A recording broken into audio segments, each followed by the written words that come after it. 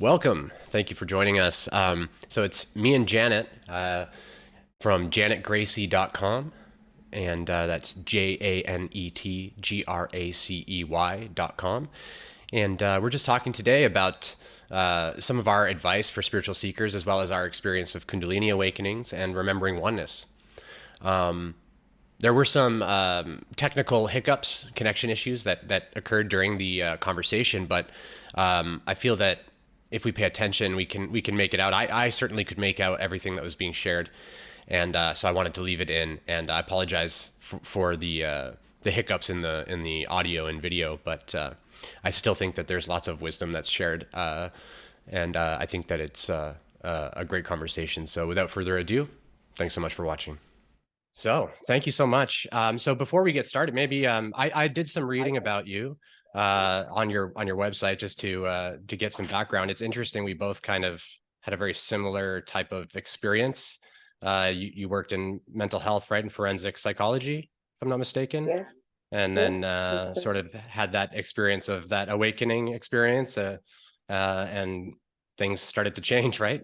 And so I was hoping maybe you could give us just a brief background on who you are, and then we'll go from there. Yeah. So my name is Janet, and I more or less work with women. I generally work with women, and I work with women, soul-centered women, awakened women, women who are wakening up to their divine power and the divine self. And I help them really remove any trauma, any blockages in their energetic field that are really creating discord in their current life for themselves in many ways. You know, trauma touches so many parts of our lives. And I help them really awaken to the truth of their divine self, how to use energy, how to realign their lives, and how to really, in essence, take their power back. My journey obviously did not start here. I did not in a million years think this is where I would end up in life. As you say, I started off as a forensic psychologist, but I suppose before I even get to that experience, I think as a child, I grew up in Northern Ireland, and so I grew up in the middle of civil war, literally in the middle of civil war. And one of the gifts I was given from source at that age, at 8 years old, was seeing oneness. So I knew that what sat behind your eyes, Sean, was the same energy behind my eyes, was the same behind everybody's eyes. So it confused me a lot. I was very confused about where I grew up, especially seeing oneness and literally growing up in division. Um, and the more I sort of got on to my later years, I sort of went into this self-destructive path in a lot of ways, and really, took myself off to the pits of addiction and stuff, really trying to maybe escape myself. And in August of 2014, my friend gifted me. I just had a baby. I had a baby in September 2015. So that was a whole life-changing, amazing adventure in its own way. And it changed me in so many ways. And in the following August, my friend gifted me, the Eckhart Tolle Power of Now book. Yes. And for the first time in my life, Sean, I felt like somebody answered my questions. I felt like somebody had answered my questions. I was like, this is what I have been asking, and no religion has ever been able to provide me with this answer. This is it. I had that exact same thought when I was reading that exact book in about 2013, maybe. So right around similar time. We were around the same time. Yeah, it's very funny. Very funny. Yeah, same sort of thing. Yeah. I just wanted to share that. Yeah. So that book really did. It made me feel seen, Sean. It made me feel understood. It was like my answers had finally been my questions had finally been answered. And then on the 8th of January, 2015, in my little flat in London, my daughter was in nursery school at the time. I was doing some Kundalini breath of fire yoga work, just the deep breaths. Mm. And I had the most epic Kundalini awakening. And it lasted, Sean, in its essence, 2 minutes, right? Um, it took me much longer to integrate that experience, and there was much more else that came after that. But that 2 minutes changed my life forever. It changed my life forever in a way that even if I wanted to, I couldn't come back from. And in fact, after that experience, because I didn't really know what was going on with me, and there wasn't a huge community out there like there is now, and you know, even the world just it wasn't even talking about meditation and stuff at this point. The one sort of worry that I had was what can be seen can't be unseen, and I thought to myself because I knew my life had changed, I knew there was no going back from what I had seen. Um, I seen so much within that experience itself, so much that I could even talk about within that experience. But small things to even tell you is that, you know, I stood and looked at plants, Sean, for hours at the beauty and the magnificence of them and the way they were designed, and couldn't believe I had missed all this. I couldn't believe I had missed this. I was like, how have I not How could I noticed not this have seen before? this? Yeah, I How remember. could I not? And colors, the color of the grass, I was like, was the grass always this green? Was everything And the always so green, vibrant? Whoa. right? It was like, and I genuinely couldn't understand how I had missed this. Like, how have I missed this? So, and then, the honest part of the journey then extends past that, which is after that period of time, my whole entire life collapsed around me as I knew Yeah. That's when the it. work So starts, right? The work really starts then. 100%. Yeah. Yeah. It went from bliss to chaos very quick. Yeah. Yeah. You How know, long did your bliss last after the Kundalini awakening? um, Like the sort of this very static, controlled peace. Because for me, I just say mine was about 7 days. And then I woke up one morning and I was like, oh, I think I'm enlightened. And almost immediately everything came back and I fell into the dark night. Um, that was my experience. But I had about seven that's a, days of pretty straight bliss, oneness experience after mine. that's a great question, Sean. I don't think I've ever been asked that. Let's see. I would say mine extended longer than that. Purely, I think for me, Sean, because my baby was so young and I was still in that bliss stage of Oh, motherhood, right, right. the real and true The enjoyment of very the baby. pure, Like, unconditional love of the baby. yes, Yeah, like, yeah, I love that. yes, I think that held my energy longer for definite. And then around 2016, that's when everything collapsed. Then, yeah, very much Wow, collapsed. that's great. See, I that's one of the things I'm most curious about when I speak with people. When we have the Kundalini awakening, sometimes people have 15 minutes of that oneness and bliss, and then other people have it for a few years. It's very interesting and intriguing to me, the durations and how these things pan out. And it's also really interesting to me about a lot of what we do, I think, as spiritual teachers, whether we like to talk about it or not, is we're often feeling pressured to pretend that we don't experience our emotions or these types of things, and I feel like if we show any sort of unswayedness to the reality, then we're essentially diminishing ourselves in some way. And so I think it's really good to talk about the struggles a little bit, and in that we end up usually circling into some really profound realizations, right? And it's all that struggle and chaos after the awakening that really, I think, sets us free. After that Kundalini experience, if you don't mind, I'll just share mine with you. Um, I was deeply, deeply, deeply suicidal. I had decided, I saw that the oneness that you described, and then I read Eckhart Tolle's Power of Now, and the world made sense inside, but the world outside made no sense. So, I didn't grow up in the type of conflict that you grew up in. But I still just perceived that everyone was very scared of each other and sad. I could see that from a very young age.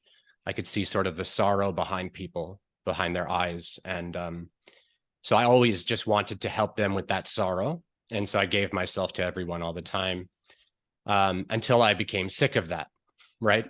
And I became almost sort of narcissistic in a way. I sort of went the other extreme and just pushed, bottled down all my emotions. I didn't try to manipulate or control other people, but I just became self-oriented, very self-oriented. So because I was so self-oriented, but perceiving the oneness and the presence, the whole reality framework is just constantly in a conflict in the psyche, right? So I experienced a gradual disenchantment with reality, and then no real foundation to feel to need to be here any longer. And even with having children and a family, I still felt this, that it was just better for everyone if I wasn't here. So in October 2019, actually during a full moon, um, I basically just asked God. At this point, I was sort of just agnostic. I didn't really believe necessarily in divinity. In the, all I had really seen was religion, and I believed more in presence. And I didn't realize that this presence that I was feeling was God. Some people don't like that term, but that frequency or source frequency, that consciousness vibration that's pure, um, is what I'm referring to. But um, in that moment, I let go. So I wasn't doing breath work. I didn't know anything about anything. I just the personality, the identity just died in this chaos of sadness and despair. There was this sudden resignation that Sean doesn't exist anymore. It's fine. And when that happened, I had a Kundalini awakening. Mine lasted about 15 minutes. And I just shook around, and it was very strange and odd. And I had to lay down on the couch. I could just feel energy coming up my spine and just seeming to explode out of my head. I have a feeling that the more repression somebody's done, the more intense that experience can be. That's my intuitive grasp at it. So it doesn't indicate a more impactful awakening. It just really indicates more blockages are being cleared. It is what I would suggest. And that was my experience. And then from then the world was totally different. And just everything fell away. All the things fell away. Now I live in a tiny box studio apartment by myself. And I take care of my kids every day. And my ex-wife goes to work at the courts. And then I do these things, teachings, and I do one-on-ones with people and stuff, mostly like donation-based stuff in my spare time. Yeah, so it's been incredible. And it's interesting the parallels. It's interesting the parallels. It's almost like consciousness leads us on these sort of seeds. And like you said, when you find these books like The Power of Now, and then for me, I found A Course in Miracles and The Law of One as well, and those things really got me. And then now I'm having a look now at A Course in Love, which is sort of the follow-up to A Course in Miracles. And I love all these really beautiful works that come through, and it helps remind me. It's like spiritual sustenance in a way. So maybe we could get into what I'll just start hitting you with some questions maybe and get your thoughts if you don't mind. Yeah. So what would you say would be your best advice that you could give to someone who's in your shoes? I know that you said you work generally with women, and so perhaps we could tailor it to women that are seeking spirituality. I've noticed, at least in my perception, that the feminine energies are very suppressed here, very pushed back, very pushed down, even in women, also in men, right? That femininity is itself repressed in so many ways. So I think it's really important. So I'm very grateful that you're providing these services to people. But what would you say is your best advice? If you could give I know it's hard, but if you could give a snippet of what was maybe most impactful for you or for your clients. That is a great question, Sean. So really, you're saying if I, in terms of awakening, sort of what's my Yeah, biggest tip like, or this journey or so once I'm sort of speaking from the place of, because we can go from any layer of development, right? There's that empowerment development where we start to empower ourselves and take our power back from all the things we've given it to. But beyond that, then there's this new balancing that has to come in where we're starting to understand this unconditional love. And I'm mostly speaking of people that are aware of the divinity in them. They've become aware of that. They may or may not have experienced a Kundalini awakening. It's not super important, but they're aware that they're a soul on a spiritual journey. So once they're aware of that and have embraced that, that's sort of where I'm thinking, like, what should they focus on in their development there, would you say? well, I think one of the consistent things that I see whenever people start to go into this inward journey is the realization maybe of how much is out of alignment for ourselves, right? And sometimes that can feel very overwhelming because then you look at your life and you're like, oh, my life's a mess, actually. I'm not happy here. I don't like this. I need to heal from this. I can see this.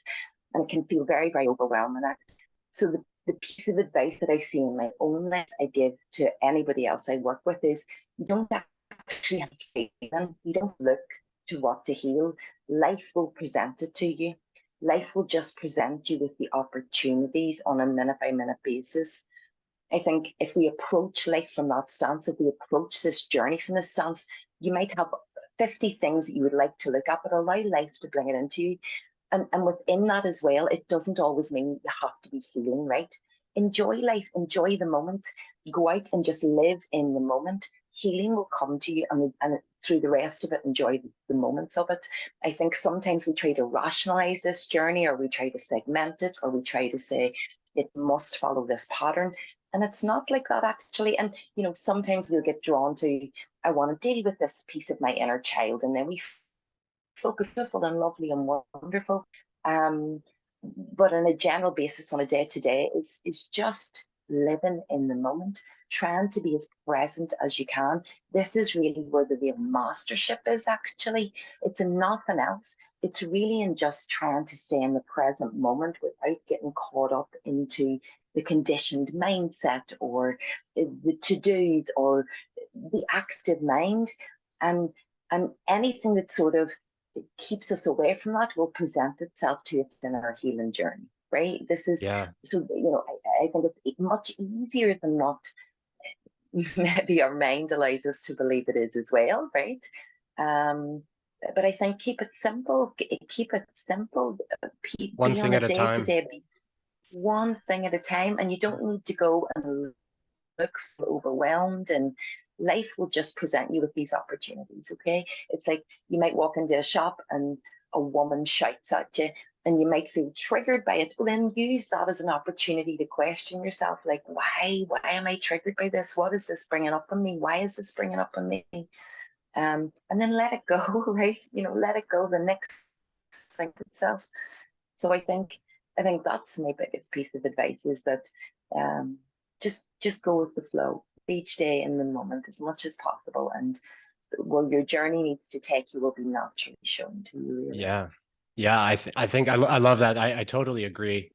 We can have a list of things we want to work on, right? But life is the teacher. The universe teaches us moment by moment, like you said. And I think when we realize that the pressure that we're putting on ourselves to heal is mostly just the societal Yes. sort of conditioning, right? It's, Yes. because we've been shown conditional love for our whole lives about, like, get this grade, do this well, do that better, and then you get love, behave, and then you are loved, these types of things. So we're always kind of constantly going to be questioning ourselves, like, am I being good enough? Am I good enough? Am I worth? Do I have value?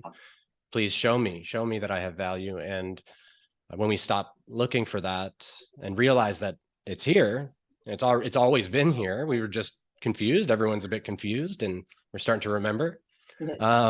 We can like take the pressure off us, right? We don't have to break our backs going up the mountain. We don't have to carry all of our baggage and our luggage and bring all of our pain and things with us as we walk up the mountain, right? We can just sort of enjoy a comfortable pace. We don't have to make problems for ourselves. You're whole now, right? So we might as well just embrace that in our wholeness and flawness, or flawed expression in physicality, we're learning. And that's great. That's why we're here. So we can be easy on And yeah. the other thing probably, Sean, that if I could say to anyone is that um, exactly touching on what you're saying is you're whole already now. You're already whole actually, and there can be this perception of I'm trying to get somewhere, I'm trying to become this healed person, I'm trying to stop smoking, I'm trying to not shout at my kid, and then in sense of trying, it makes us there's a confirmation of so you must be failing somewhere if it's not, if you happen to try it. And actually, the more you begin to saturate into this journey, the more you notice this journey, the more you observe even other people's lives, you will see the absolute perfection in the unfolding, like perfection, and things that I say to everybody, if we were to get our whole healing in one day, we couldn't cope with it. We just couldn't cope with it. It's given to us in a way that is so beautifully manageable, that aligned with other people's journeys. It's magical, like when you It's when you see the so intricacies of it. Yeah, it's so It's complex magical. and beautiful and Yes. strange and Yeah. completely unfathomable. This is why I always tell people that I'm speaking with that we're not actually here to understand it that way. We get, I think, very wrapped up in trying to understand how that could be and how it's done. We can't understand it. Not truly. All we can truly understand is our inner experience of whatever is arising. Yeah. So we're not here to understand. We're here to learn what love is, I think. And I think that that's really the lessening, the forgiveness and love, grace, really. And something came to me when you were talking, just that resistance to the states that we're describing, like resistance to life, is what feeds the belief that you're not whole, right? The Yeah. resistance, like for example, I'm trying to not smoke because I want to be this different image of self. uh, when I'm trying to not smoke, I'm giving fuel to the belief that that something's wrong with me, right? Yeah. So it's backwards or inverted thinking. And so that's the trickiest thing, I think, is being honest with ourselves, with how nuts we are. I think that, like, when we notice, yeah, I'm actually pretty nuts. I'm thinking about these things totally inverted, and I need to just learn how to switch it. And there's a concept that really helps with this, with the bogies and yogis, where basically the concept is that there's people who are on a spiritual path but are unaware of it. And then there are people who are on a spiritual path but are aware of it. And there's no other Yeah. type of person, right? Yeah. And so when we're doing something that we perceive to be an unconscious thing, like let's say we consider smoking to be an unconscious or unhealthy behavior, we go into it and realize that, oh, that's boga. So I go into it as a yogi. I go into my boga with yoga in mind, and I pursue knowledge and experience consciously in the act of smoking. And I embrace all of it, consciously smoke. And you'll find I don't like this. Probably. You'll probably find that it doesn't quite feel great. I say this as someone who smokes. I still smoke. It's a thing that I've been working on, and it's exactly what we're talking about, this friction between resisting it because sort of society's told me it's horrible for me, and but also having parts of me that enjoy the break and the nicotine addiction, the other aspects of it. And so it's something that I found really interesting as a catalyst, in fact, and stimuli for my learning so I can teach. So I'm actually aware of this thing, and I'm exploring the addiction purposefully in the way a yogi might, instead of just Yeah. smoking because I feel like I have to or something. So in that way, it's not necessarily good for me, but it's also at least useful for learning, at the very least. So that's just my perspective on those things, and it's helped me to at least be at peace with my own behaviors that don't necessarily align with the healthy version of myself I do see, if that makes sense. Yeah. 100.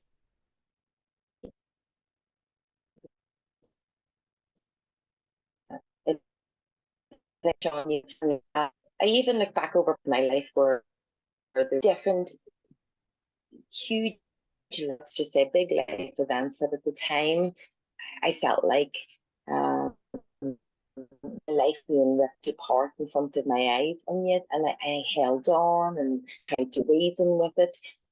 And now I look back and I realize I really created some suffering by just letting go in the process, and that I was being taken somewhere higher. Actually, I was never being destroyed, right? I was never being destroyed. I was being taken somewhere higher, and yet it was like a small back, grateful, but it's good for you. I know you need to go here, but try and bring resistance to, even Charlie sometimes, um, even now when there's moments of feeling, the lower energies and stuff, I'll shout at my guide, like, but you don't understand what it's like here on Earth. And then I'll have to go and apologize to him. Like, I'm sorry, I see now what you were doing. I see it was on. I do the same thing. The exact same thing. A lot of resistance in myself, even though I'm able to still help people observe the resistance, right? And I can observe the resistance within myself. I still see it coming up, and it is got to a point now where I can laugh a lot about my resistance, because I can observe the absurdity of it, or and how intense the feelings that surround it, and how real they feel as well, right? I think this is what it comes down to, is the feelings and the mind, as to how we characterize these movements in our lives and what we believe. Absolutely. I think it's characterized it as losing something, right? When really, as I say, I was being taken so much more magical, aligned, higher on the path. Yeah, yeah. But this is the journey. Yeah, I think that's a really good point that you made, that we're not actually losing things, despite how it can appear and feel, as we're going through it. I've had those bouts with my guides as well, shouting at them and sort of, internally, and having these types of moments, and then doing the apologies. And then every time I apologize, they're like, you don't have anything to apologize about. Don't worry about it. We don't even hear you, basically, when you're doing that. Is sort of how they've described it to me, is like, it's just like you're going, wah, wah, wah, wah, wah, wah, wah, wah. They don't really, they get it. In other words, they get it. So their love is unconditional in my experience. And so they're always right too. They're always right. So the trick, I think, is learning how to follow some of that guidance as well, and building I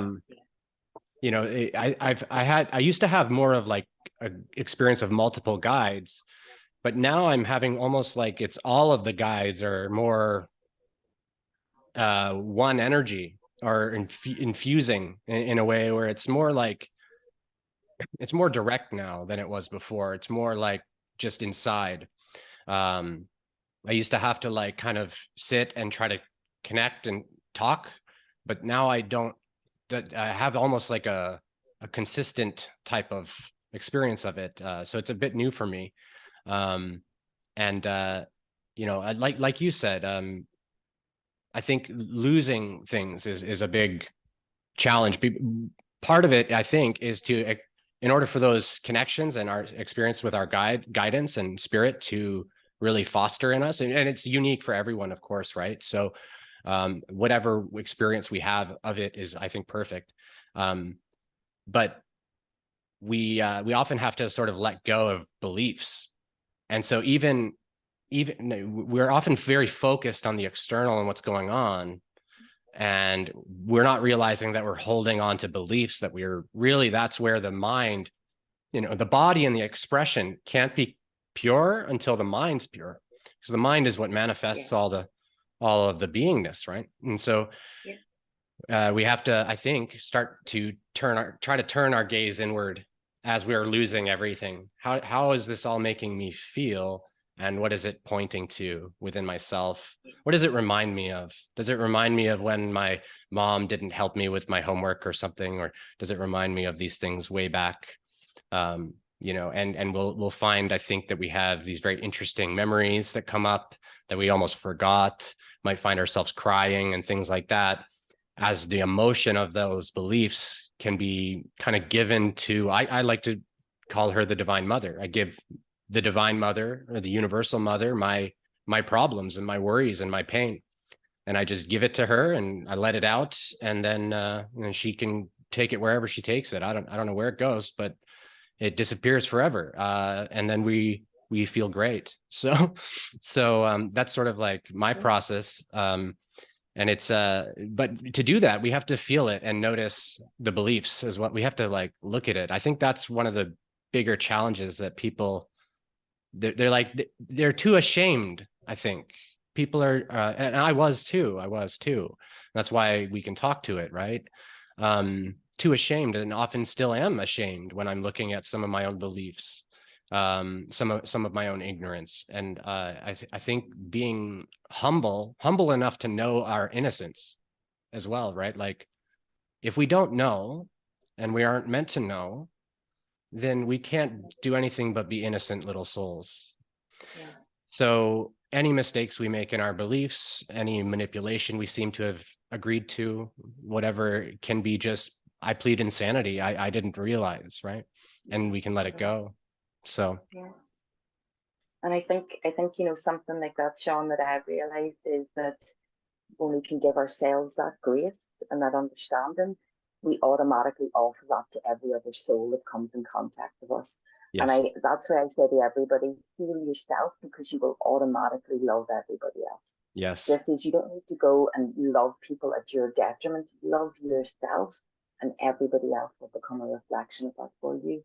And mm, I think when you're talking there about really the beliefs and stuff, Sean, I think one of the biggest challenges on this journey, I think for everybody that I meet in this journey, is really saturating into the trust, right? Into the surrender of this journey. This is the big one, like the trust and the surrender of this journey. Like, because really we're trusting and surrendering into something that in many ways we can't physically see or physically touch in some ways. I think we can, but that's the difference, right? So it's it's believing in a greater power, and it's like somebody saying to you, jump off this cliff, you will be caught, even though you don't have a parachute on.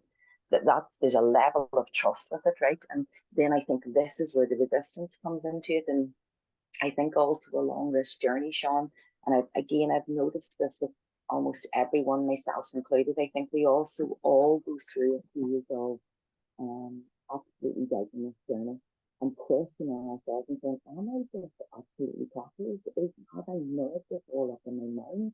So there's a profound doubt that comes in that I have observed that even that doubt has its place, so that it too can be identified, looked at, and dismantled, right?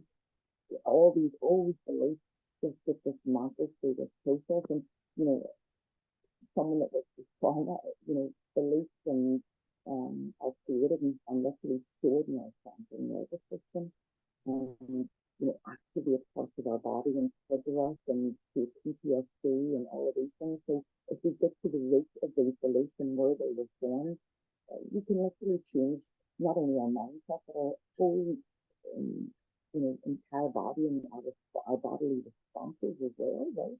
right, It's a really, you disseminate some of these beliefs, and your body will no longer react to to feelings, triggers, or words or seeing people. It's amazing.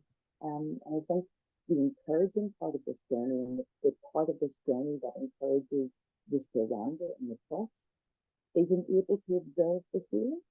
So you might go and work on an old belief about yourself, or a belief about somebody else, and you feel that, and then you come across that person again and you realize that they have no triggering effect on you whatsoever. And it's like, wow, I really did feel that, I really did. And I think when that's there, I'll always go back to saying it's a day by day process, because we have to look at our small wins.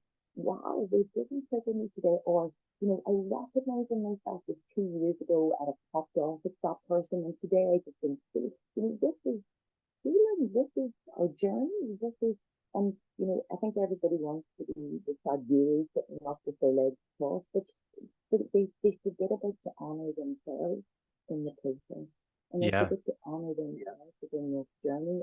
And um, you know, there is a lot of this journey at times, but it is so very purposeful. It is so very purposeful, and I think it does tend to go in troughs of peaks of good times and then back into shadow, peaks, shadow. But yeah, I'm interested to hear even from your perspective on this, Sean. But I have found in my own journey, which I really have been on seriously from 2015. I kind of used stuff before that, but serious internal living, healing, observation, surrender, um, doing different healing modalities, connecting with your cash, learning and all of this. And I find now where I am at in my journey is that it's not that I'm not never triggered, but if say for instance I am or something annoys me, I can dismantle it quite quickly. It doesn't last for long for me. Yeah. I'm not going to sit fasting it over for 2 weeks, right? I will have dealt with it before that point. So everything quickens up in the healing journey as well the further you go along, because you're able to just overcome stuff at a much quicker rate, right? And then Yeah. again, that affirms that this is a real journey. I am in surrender. I can trust this flow state. And the journey seems to become easier in some ways, while the life experience may not reflect that. Right. The internal journey becomes easier, right? Oh yeah.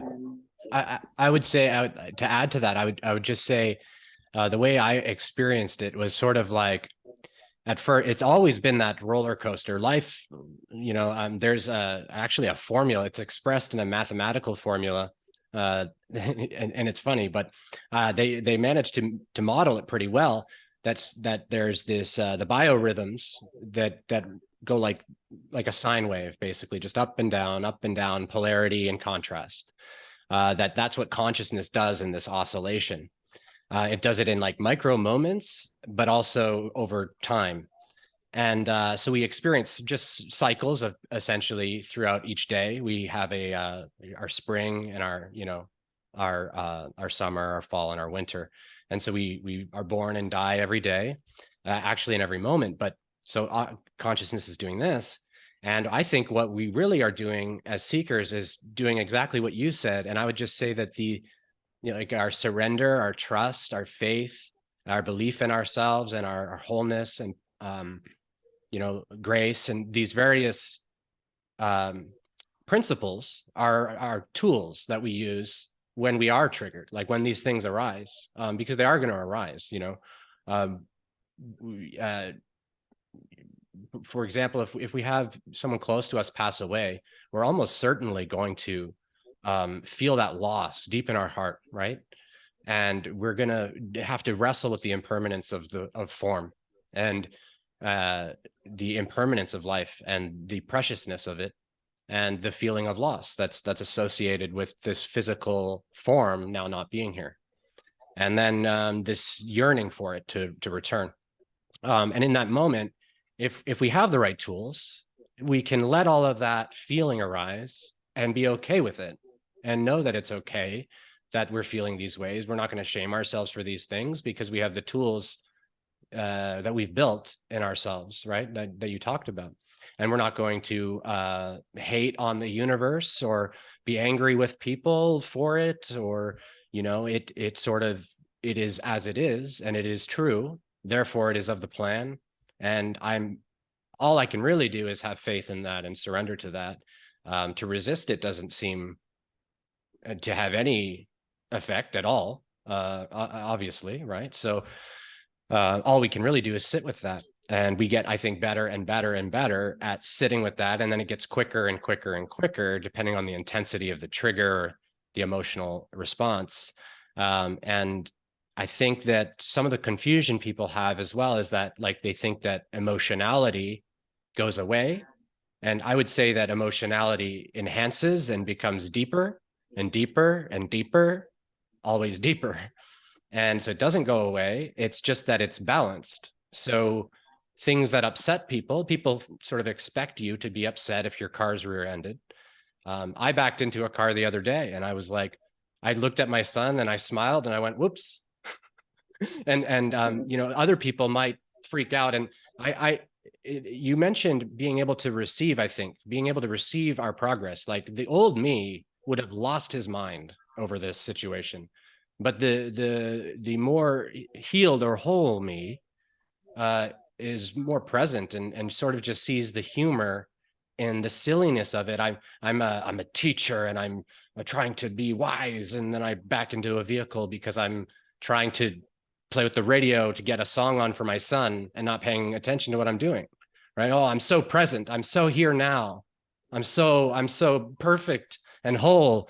Boom. Right? And the old me would have went, oh, but the new me sort of was just like, wow, isn't that hilarious? Thank you, universe. Right? It's just hilarious. So I couldn't do anything. I didn't want to laugh too much because I felt like that would give my son a bad example. So I just smiled and said, whoops. I felt like that was the best response. But I think being aware of our progress is really, really important. Like, and most of our worries and fears are just, they're not happening now, right? There's something that happened in the past, or there's some anxiety about the future, but I'm here now and I'm okay now. So what am I doing? Right? So some of those techniques I think really help. And yeah, so we build that toolbox and then we experience these fluctuations. And, you know, we sometimes we might react and respond negatively, yell at people, you know, things happen, right? I think it's really about just forgiving ourselves for that and then attempting to make repair, to bridge and come back if we can. And if we can't, then we could just do that inside and we say goodbye. If it's not conducive, if it's not aligned, then, you know, fare thee well. Right? What else can be done? I think so. I think the turbulence starts to settle because we just have great tools. We got a great toolkit in the mind, right? Yes, or at least we understand how the journey's unfolding, or you know, that everything's grand. Everything's really grand, actually. And you know, even if you said there about things are funny, you know, actually, I am at a place where I do see most of life as quite humorous right now. Actually, like sometimes just hilariously humorous, you know. But you know, one of the things you said there, Sean, that I think is so important, and I think it's for everyone, is this sense of not judging ourselves about where we are.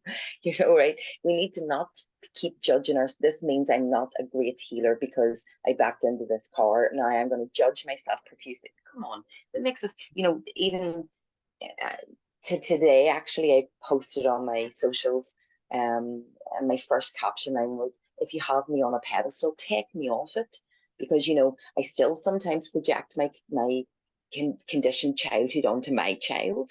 I sometimes I often procrastinate on things like admin, Sean, like right to my detriment. I'd be procrastinating. You know, Same. I still have certain relationships that can be very tense at times, right? It's like I am not teaching. I am teaching from a place of being in the trenches with everybody else, not because I'm sitting on some stool above you watching it. Right. I'm teaching from my experience, from my journey, and really I'm just teaching the people who are maybe starting off in the path that I've just finished, right? So Yeah. this is how it goes. It's you know, I think, and then exactly one of the greatest freedoms for me, Sean, and is really having that compassion for yourself and that understanding for yourself and not beating yourself up. And you know, if we do scream at someone, you know, not sitting at home and then a barrage of abuse for ourselves. So what? We done it. What can I learn from it? Why did it come up? What made me shout at them? Was it wonderful, as you said? Should I repair? Should I not? But I forgive myself, right? I forgive myself, right? And then when I'm able to do that for myself, I can forgive Joe Blogs and Susie Blogs, because you are me and I am you, and I see how difficult this journey can be for us all. I And I think, understand that actually we're all doing our best. yeah, yeah. I think, like you said, I mostly see most of the world as pretty hilarious. And so, actually, what I've noticed is I don't have to forgive anyone really. It doesn't even really occur to me as much. It does still, like sometimes things have happened. Some lady, she came into an elevator and pointed at my beard and she was like, ew, that's disgusting. And I was like, okay. Like, but Cheers. just so I have these experiences sometimes still. I think they're little tests to see how I do or something. I don't know. Yeah. But they're fun little experiences like that. And I've noticed that that the further we go with noticing the absurdity and hilarity, like I really do think laughter is some of the best medicine. And noticing that just how hilarious it is that this happened this way, how hilarious it is that it went wrong so smoothly, or these types of things. That's always beautiful to me, how our consciousness managed to make everyone do the very perfect thing to make sure that this error happened, where like this thing broke, or the kitchen burned down or something.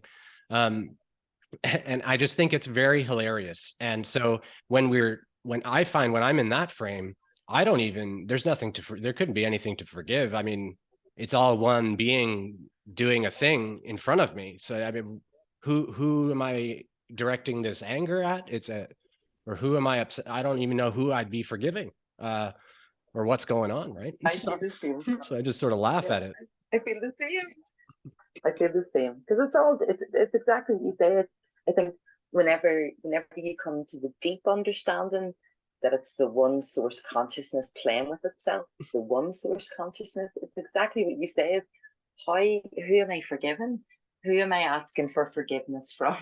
I Right. mean, how can I not see how perfect it is if it's the one source moving all of the parts? It's Yeah. magnificent, and Yeah. um it's a magnificent journey, like, right? Yeah. And it I does take a wee while sometimes to really see the magnificence of it, right? Yeah. But it Yeah, it is, does. It it's does. magnificent. I think that is sort of I know that for me, when I'm feeling in that, and I'm basically, it's just me feeling safe. Really, at the core of it, if I feel safe, I can perceive the world that way. And if I don't feel safe, then there's something for me to look at. And I think that that's truly um the key, is that lack of, is removing fear, really. Um Yeah.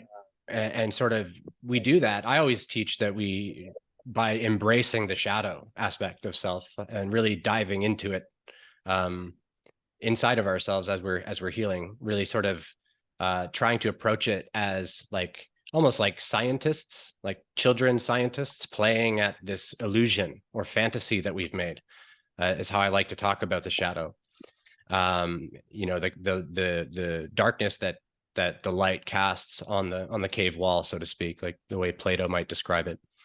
um and I think that's where all the treasure is, because eventually we perceive in the shadow, or in the illusion, the light.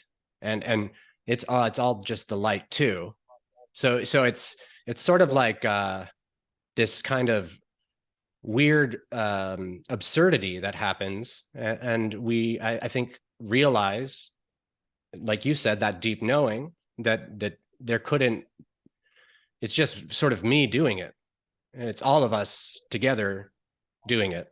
So so so where am I directing all of this fury and all of this pain? And then I think over time that starts to just make us feel very safe, because if we're doing it, then we probably are doing what's in our best interest, right? uh Probably. I mean, that's what life seems to do. So right. If I was a creator and benevolent God, I would do the good things for my children. And Yeah. that's what we all are. So we're doing good works. Yeah. And When I even had my weird. awakening, Sean, one of the things I seen, um I had like this like a timeline review, but not a complete timeline review, just certain parts. What it was showing me actually was, can you see how you end up here? Right, this is the vibration it was showing me. And what was so interesting to me about that timeline review, Sean, it wasn't necessarily the big events in my life. It was maybe just a conversation that came back that I had with someone. And in that moment and in that scene, I realized how perfect this journey was. I was like, wow, even the stuff that I thought was a nothing was so perfect. It was Like, like that conversation to have happened then that connected us. It was amazing. Like it's I had the same experience, the same review. I actually think did that it's you? yeah. I actually think it's you know how people talk about doing the life review when they pass? I think it's the same Yes, thing. yes, I think because the yeah, body is like the identity aspect is dying away. I think that you're doing a life review of the pertinent points that need to be looked at right now, and then so yeah, I think it's very similar to a after death review. It's a similar thing, and I had the same experience, and I noticed the profundity of some of these like minor moments, and that I just didn't even realize were yeah, so profound. Like just some people that came into my life that affected me so deeply, but I barely talked to them, and things like that too. Little angels, basically. yeah, A lot of them were yeah, homeless people, actually, that came and said strange things to me. And I'm like, oh, I get it. Like things like that. So it was very, very beautiful. So I know exactly, I understand that experience. I have a feeling that most that have that awakening or the Kundalini experience have a sort of near death. It's almost like a near death out of body experience mixed into an inner body experience. Like I don't know how to, words don't really describe it, as you know, but I do believe that it's an experience of a death of sorts, and I think that's why that review happens. Yeah, I love that. I love that. Thank you for sharing. mm-hmm. So So I guess we're getting towards an hour now. Did you have yes, anything else that you wanted to talk about before we close you off? know, I don't know, Sean. I'm sure something will pop into my mind after we close off. I We can should have always said talk again. We can always talk again. that. But Well, no, I really enjoyed this, Sean, and I think maybe one of the things I would like to just share to maybe show how much the world is ascending and humanity is ascending, and when I first had that awakening in 2015, maybe about 6, 7 months after Johnson, maybe going into 2016, I remember the national newspaper in the UK had a story on meditation, right? And I remember being totally shocked that meditation had made mainstream media. I was like, wow, meditation's gone into mainstream media. And I look around the world here and I think, regardless of what maybe people think is happening, do you remember this journey and trust in this journey? We are so awake and oh yeah. aware and talking about experiences and things that in 2016 we were only printing about meditation stories, right? So I think we've done a huge leap as Oh society, yes. Yes. Oh right? yes. The I think voice of we've done a fear huge is loud, right? So in the media right. and all that, the voice of fear is very loud. But the subtle positivity is usually pretty quiet and still. And, so there's people trying to speak about these things, but it's not sexy to the identities. So, the media puts it out that everything is terrible everywhere, everyone's horrible, we're all divided. And it's not really like that.